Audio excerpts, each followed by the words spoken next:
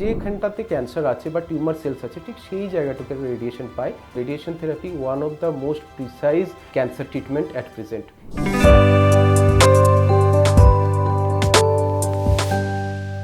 নমস্কার, welcome to ডাক্তারবাবু YouTube channel. আমি ডক্টর পলাশ দে, কনসালটেন্ট রেডিয়েশন অঙ্কোলজিস্ট। আজকে আমাদের আলোচনার বিষয়বস্তু মডার্ন রেডিওথেরাপি বা প্রিসিশন রেডিওথেরাপি। তো আমরা সবাই জানি যে মেডিকেল সায়েন্স বর্তমানে অনেক উন্নত হচ্ছে। তো আমার নিজের চোখে দেখা বা আমার এক্সপিরিয়েন্স যদি বলেন একজন ক্যান্সার স্পেশালিস্ট হিসেবে, আমি বলবো যে ক্যান্সার ট্রিটমেন্ট বোধহয় আমাদের দেখা লাস্ট 10 বছরে সবথেকে বেশি উন্নত হয়েছে যে চিকিৎসা পদ্ধতিগুলো, তার মধ্যে একটা। সেক্ষেত্রে সার্জারি এবং কেমোথেরাপি বা ইমিউনোথেরাপি, টার্গেটেড থেরাপি যেমন এসছে, রেডিয়েশনের ক্ষেত্রেও কিন্তু যুগান্তকারী পরিবর্তন এসছে বা যুগান্তকারী উন্নতি হয়েছে। সেই মডার্ন রেডিয়েশন থেরাপি নিয়ে আজকে আমরা আলোচনা করব।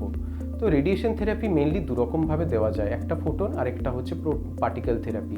তো ফোটন থেরাপিতে আমরা যেটা করেছি, রেডিয়েশন থেরাপির টেকনিকগুলোকে অনেক ইমপ্রুভ করে দিয়েছি। যেমন আপনারা অনেকেই টার্মিনোলজিগুলো শুনে থাকবেন যে আইএমআরটি বা image guided IGRT, image guided radiotherapy, বা হচ্ছে stereotactic body radiation therapy, stereotactic radio surgery. এগুলো হচ্ছে টেকনিক্যাল ইমপ্রুভমেন্ট, কীভাবে উন্নতি হয়েছে। এগুলো কিভাবে, আমি আপনাদেরকে একটা ছোট্ট জিনিস বলি যে আপনারা মোটামুটি সবাই জানেন যে এবারে অলিম্পিকে ইন্ডিয়া যে ফার্স্ট মেডেলটা পেয়েছিল সেটা ছিল শুটিং, মানু ভাকের পেয়েছিল। তো সেটা শুটিং যদি আপনারা দেখে থাকেন তাহলে দেখবেন যে একটা গোল করা থাকে, গোলের ভেতরে গোল, তার ভেতরে গোল, তার ভেতরে গোল, সার্কেলের ভেতরে সার্কেল, এবং লাস্টে সেটা এসে একটা পয়েন্টে থাকে।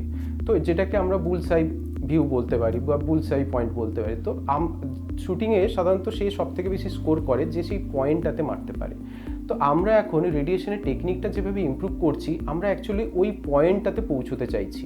অ্যাকচুয়ালি আমরা পৌঁছচ্ছিও যে যেটুকু জায়গায় টিউমার আছে আমরা ঠিক সেইটুকু জায়গাতে রেডিয়েশনটা দেবো, সেইটুকু জায়গাকে ড্যামেজ করব। তার পাশাপাশি যে নর্মাল সেলসগুলো আছে সেগুলোকে আমরা বাঁচিয়ে দেবো। তো এইভাবে আমাদের টেকনিক ইমপ্রুভ হচ্ছে। রেডিয়েশন থেরাপি দিয়ে আগেও আমরা চিকিৎসা করতাম, তখনও রেডিয়েশন দিয়ে টিউমারটাকে মারা হতো। এখনও রেডিয়েশনটা দিলে টিউমার মারা যায়, কিন্তু আগে সাইড এফেক্ট অনেক বেশি হতো কারণ নর্মাল সেলসগুলো আশেপাশে মারা যেত।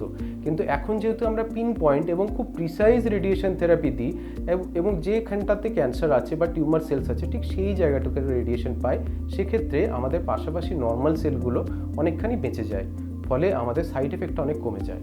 এটা হলো টেকনিক্যাল ইমপ্রুভমেন্ট। এছাড়া আরেকটা ইমপ্রুভমেন্ট আমাদের হয়েছে, সেটা হলো পার্টিকেল থেরাপি। সেটা হচ্ছে কিছু কিছু পার্টিকেল দিয়ে রেডিয়েশন দেওয়া হয়, যেটা কিনা আগের রেডিয়েশনগুলোর মতো রেডিয়েশন শরীরের ভেতর ঢোকার পর সেটা আবার বেরিয়ে যায় না, সেটা সেখানেই তাদের এফেক্টটা শেষ হয়ে যায়। ফলে তাদের যে বেরিয়ে যাওয়ার পথে যে স্ট্রাকচারগুলো ছিল তারা রেডিয়েশনটা পায় না, তাতে সাইড এফেক্ট আরও কমে গেছে। ফলে এই যে দুটো যুগান্তকারী জিনিস, যে টেকনিক্যাল ইমপ্রুভমেন্ট, আমরা ইমেজ গাইডেড রেডিওথেরাপি, আইএমআরটি, এসবিআরটি, এসআরএস, এইগুলোতে যেমন আমরা সাইড এফেক্ট কমিয়ে ফেলতে পেরেছি, ঠিক একই রকমভাবে প্রোটন থেরাপি দিয়েও আমরা সাইড এফেক্ট অনেক কমিয়ে ফেলতে পেরেছি।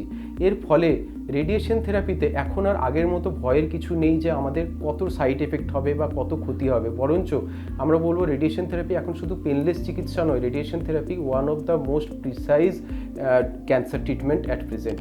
এই মুহূর্তে সবথেকে প্রিসাইজলি যে ট্রিটমেন্টগুলো ক্যান্সারে করা যায় তার মধ্যে রেডিয়েশন থেরাপি অন্যতম।